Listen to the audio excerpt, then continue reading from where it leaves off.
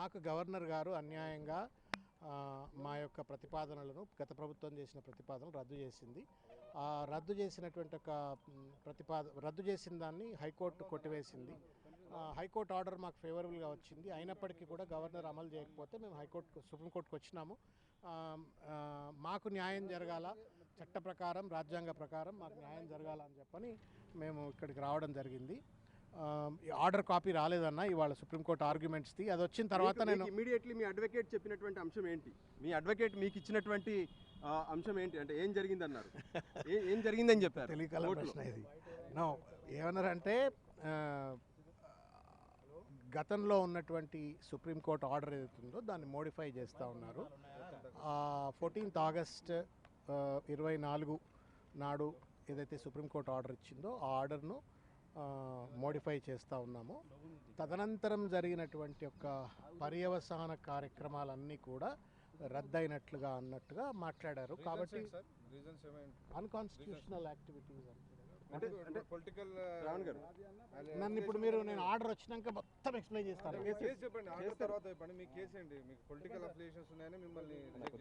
కరెక్టే, మేము political affiliations మాకుంటే Kodandaram గారికి కూడా పొలిటికల్ అఫిలియేషన్స్ ఉన్నాయి కదా, అమీర్ అలీ గారికి కూడా పొలిటికల్ అఫిలియేషన్స్ ఉన్నాయి కదా. ధర్మం ఎవరికైనా, రాజ్యాంగం అనేది కుర్ర సత్యనారాయణ గారికి ఒకటి, దాసోజు శ్రవణ్కి ఒకటి, వెంకటేష్ గారికి ఒకటి, లేకపోతే మా రాజుకి ఒకటి ఉండకూడదు కదా. Constitution should be based on the preamble, equality, Liberty అని అంటే మనం అందరికీ సమానంగా రాజ్యాంగం వర్తించాలా. గవర్నర్ గారు రాజ్యాంగాన్ని సమానంగా వర్తింపజేయలేదు. మాకొక pick and choose, selectively pick and choose, మమ్మల్ని ఏమో మాకు స్పెషల్ అచీవ్మెంట్ లేదు, మాకు లాంగ్ టెన్యూర్ లేదు, లేకపోతే పొలిటికల్లీ అఫిలియేటెడ్ అని అన్నారు. మరి కోదండరామ్ గారు అయితే పార్టీ ప్రెసిడెంటే, తర్వాత అమీర్ అలీ గారికి కూడా పొలిటికల్ యాక్టివిజం ఉంది. మరి వాళ్ళనేమో అపాయింట్ చేస్తుంది. ఆమె మళ్ళీ ప్రెస్ నోట్ ఇచ్చింది 17 జనవరి 2023లో. తనే ఒక ప్రెస్ నోట్ ఇచ్చి 24 నాడు ఒక ప్రెస్ నోట్ ఇచ్చి నేను పదవులు ఏవి నింపను అని చెప్పని రాత్రికి రాత్రి ఏ కారణాలు చేతనో వాళ్ళు నామినేట్ చేసినారు. What ever is it sir, ధర్మం గెలవాలని కోరుకుంటున్నా. రాహుల్ గాంధీ గారు అన్నట్టుగా భారత సంవిధానం కాపాడబడాలా, జై సంవిధాన్.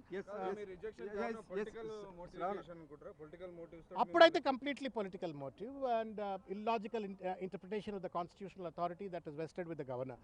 కాబట్టి అది సరిచేయబడుతుంది, ధర్మం గెలుస్తుందని భావిస్తుంది. అంటే హైకోర్టుకు మీరు వెళ్ళిన తర్వాత హైకోర్టులో ఏం చెప్తే మీరు సుప్రీంకోర్టుకు వచ్చారు?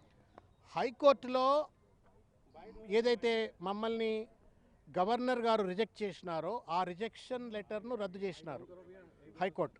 2 తర్వాత కోదండరామ్ గారి నామినేషను, గజెట్, ఆ అపాయింట్మెంట్ ఏదైతే ఉండేనో వాటిని కూడా రద్దు చేసినారు.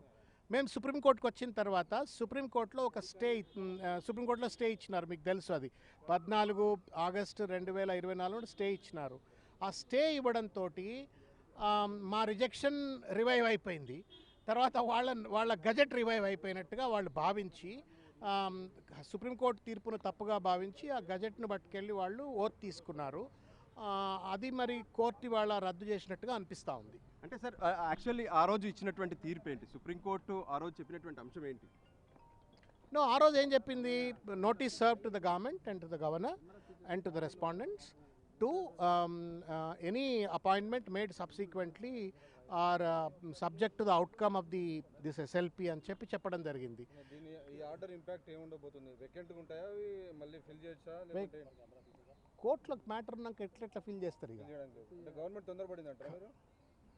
సరే, గవర్నమెంట్ అన్నిట్లో తొందరపడుతున్నది. వాళ్ళకి ఎక్కడన్నా నింపాది ఉన్నారా? వాళ్ళు ప్రభుత్వం ఏమన్నా నింపాదిగా, రాజ్యాంగబద్ధంగా, ప్రజాస్వామ్యబద్ధంగా, రూల్ బుక్ ప్రకారంగా లేదు. Revanth book is different from constitutional rule book. వాళ్ళు ఇష్టం వచ్చినట్టు చేస్తూ ఉన్నారు. Let's see what happens sir. అంటే ఇప్పటి వరకు జరిగినటువంటి పరిణామాల్లో, అంటే ఒకవైపు మీరు హైకోర్టుకు వెళ్ళారు, ఆ తర్వాత ఇప్పుడు సుప్రీంకోర్టుకు వచ్చారు. సో సుప్రీంకోర్టులో ఈరోజు ఇచ్చినటువంటి ఆర్డర్స్ మళ్ళీ 17th సెప్టెంబర్లోగా ఎలా ఉండబోతున్నాయి అనుకుంటున్నారు? అప్పటి వరకు ఈ ఎమ్మెల్సీలకు సంబంధించినటువంటి విషయంలో ఎటువంటి విధంగా వ్యవహరించాల్సి సార్? ఆర్డర్ కాపీ వచ్చిన తర్వాత ఇంకా ఎలాబొరేట్గా మేము ప్రెస్ మీట్ పెట్టి మీకు ఎక్స్ప్లెయిన్ చేస్తాము, మా అడ్వకేట్లు కూడా చెప్తారు. బట్ ఇవాళ ఏంటి అంటే ఆగస్ట్ 14, 2024 నాడు ఏదైతే సుప్రీంకోర్టు ఇచ్చినటువంటి ఒక ఆర్డర్ను, ఇంటరిమ్ ఆర్డర్ను మోడిఫై చేయటం అయింది. తదనంతరం జరిగినటువంటి ఒక కార్యక్రమాలన్నీ కూడా యానల్ చేస్తాము అని చెప్పి చెప్పడం అయింది.